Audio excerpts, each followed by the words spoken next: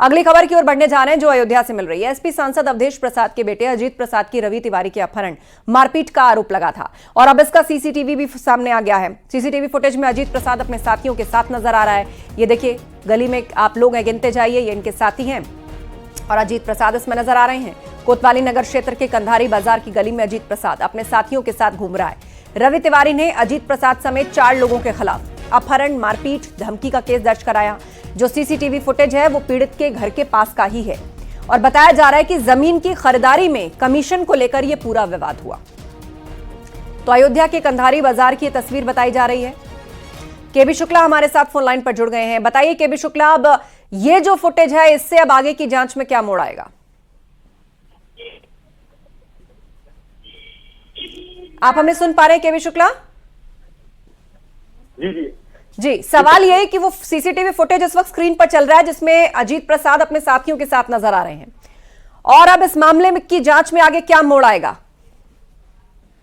Police का बयान पहले आ चुका था कि सीसीटीवी कैमरे में ये लोग देखे रहते हुए, तो उस दिशा में की जांच चल रही है कि जो आप मुकदमा हुआ है इनके साथियों और खिलाफ। तो कुल मिला के ये आरोप साबित हो रहा है कि जो युवक था रवि तिवारी, जो कमीशन के लेकर जो उठाया गया था, तो अब ये आरोप साबित हो रहा है कि अजीत प्रसाद साथियों के साथ एक सरकारी गनर भी है, उसके खिलाफ भी एफआईआर दर्ज हो रही है। हालांकि कार्रवाई अभी एक पुष्टि करना बाकी है, लेकिन जिस तरह से इनको आरोप लगा है सपा सांसद अवधेश के बेटे पर लगा है आरोप, तो जिस तरह से बिल्कुल और इस पर जिस तरह के सियासी स्पष्टीकरण सामने आ रहे थे उसके बाद ये सीसीटीवी फुटेज सामने आया है। अब देखना होगा कि जांच में इसे किस तरह से कंसिडर किया जाता है या इसके आधार पे क्या आगे बढ़ाया जाता है। शुक्रिया अपडेट के लिए।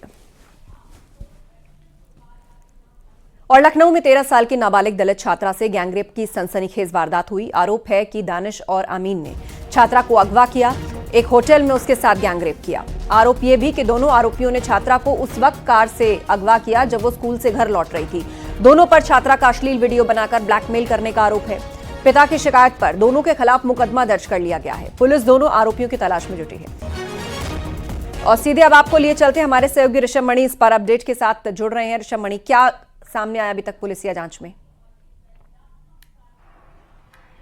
देखिए, कल जब छात्रा के पिता ने ये तहरीर दी थी कृष्णानगर थाने में, तो वहां पर सीमा विवाद आया था कि इस थाना क्षेत्र ये कृष्णानगर की घटना है सरोजनी नगर का। देर रात उसको सॉल्व कर लिया गया और सरोजनी नगर थाने में एफआईआर दर्ज की गई। चूंकि घटनास्थल सरोजनी नगर है, ये बात सामने आ गई कि कल जब ये 5वीं की छात्रा अपने स्कूल से लौट रही थी, स्कूल यूनिफॉर्म में थी, तो दानिश और आमीन नाम के ये 2 युवक हैं, उसके मोहल्ले में ही रहते हैं जैसा बताया जा रहा है, और उसका छात्रा का स्कूल बैग छीन लेते हैं, अपनी कार में फेंक देते हैं और जब छात्रा वो बैग लेने जाती है तो धक्का मारकर उसको कार में जबरदस्ती बिठा लिया जाता है। और एक लोक बंधु अस्पताल है, उसके पास में एक होटल है जहां पर आम तौर पर कुछ मरीज और उनके तीमारदार रुकते हैं जिनका अस्पताल में इलाज चल रहा होता है। वहीं पर नीचे की एक कमरा लिए होते हैं और दानिश ये छात्रा से कहता है कि आमीन नीचे कमरे में तुम्हारा बैग लेके चला गया, बैग लेना है तो नीचे चली जाओ। छात्रा जब उस कमरे में बैग लेने जाती है तो वहीं पर ये दोनों युवक दानिश और आमीन इस छात्रा को बंधक बना लेते हैं और उसका मुंह दबाते हैं, बारी बारी से उसके साथ रेप करते हैं, उसको धमकाते भी हैं कि हमारे पास तुम्हारे आपत्तिजनक वीडियो भी हैं, फोटो भी हैं, इसको इंटरनेट पे वायरल कर दिया जाएगा, लिहाजा तुम किसी को बताना नहीं। बदहवास हालत में छात्रा घर पहुंचती लेकिन अपने पिताजी को बता देती है। अब पिता की तहरीर पर गैंगरेप, पॉक्सो, अपहरण करने और SC/ST की धाराओं में एफआईआर दर्ज हो गई। दानिश और आमीन की तलाश में लगातार दबिश दी जा रही है। बिल्कुल, आप नजर बनाए रखिए। जानकारी के लिए शुक्रिया।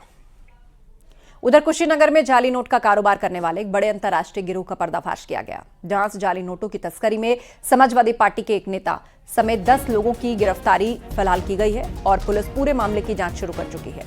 सपा नेता रफीक खान उर्फ बबलू गैंग का मास्टरमाइंड है। रफीक खान का नेपाल, यूपी, बिहार और बॉर्डर इलाकों में जाली नोट कारोबार का नेटवर्क था और इस गैंग के पास से 5,62,000 रुपए के जाली नोट बरामद किए गए। साथ ही 3,000 नेपाली मुद्रा और 1,10,000 भारतीय रुपए भी जब्त किए गए। इसके अलावा बदमाशों के पास से 4 सुतली बम, 10 देशी तमंचे, 3 जिंदा कारतूस और 12 फायर के कारतूस भी बरामद किए गए हैं। और जानकारी के मुताबिक इस गिरोह का संचालन सपा का नेता मोहम्मद रफीक अहमद कर रहा था। रफीक अहमद पर जिले के कई थानों पर 11 गंभीर आपराधिक मामले दर्ज हैं।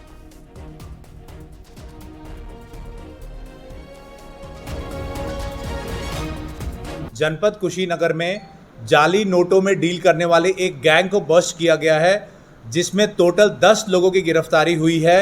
इनके पास से 5.5 लाख से भी ज़्यादा जाली नोट वो बरामद हुआ है। 1 लाख से ज़्यादा नगद कैश बरामद हुआ है। 10 तमंचे इनके पास से मिले हैं।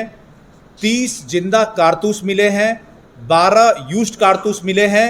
इसके अलावा काफ़ी संख्या में सिम कार्ड, लैपटॉप वो बरामद हुआ है। इनके पास से 4 सुतली बम भी बरामद हुआ है। कुशीनगर में जाली नोटों के कारोबार का सरगना सपा नेता होने के खुलासे पर बीजेपी हमलावर है। प्रवक्ता एसएन सिंह ने समाजवादी पार्टी पर करारा हमला किया। उन्होंने समाजवादी पार्टी को अपराध की पाठशाला बता दिया।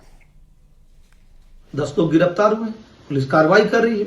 अब उस गिरोह में समाजवादी पार्टी का लोहिया वाहिनी का राष्ट्रीय महासचिव गिरफ्तार हो रहा है। अब उत्तर प्रदेश की जनता ये सवाल पूछ रही है कि उत्तर प्रदेश में जितने दुष्कर्म हो रहे हैं या आपराधिक घटनाएं हो रही हैं, वो सब में समाजवादी पार्टी का नेता।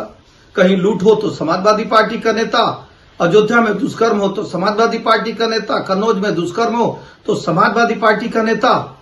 क्या समाजवादी पार्टी अपराध की पाठशाला बन गई है? और जब उन पे कार्रवाई होने लगती है तो अखिलेश यादव जी को दर्द होने लगता है और रोने चिल्लाने लगते हैं।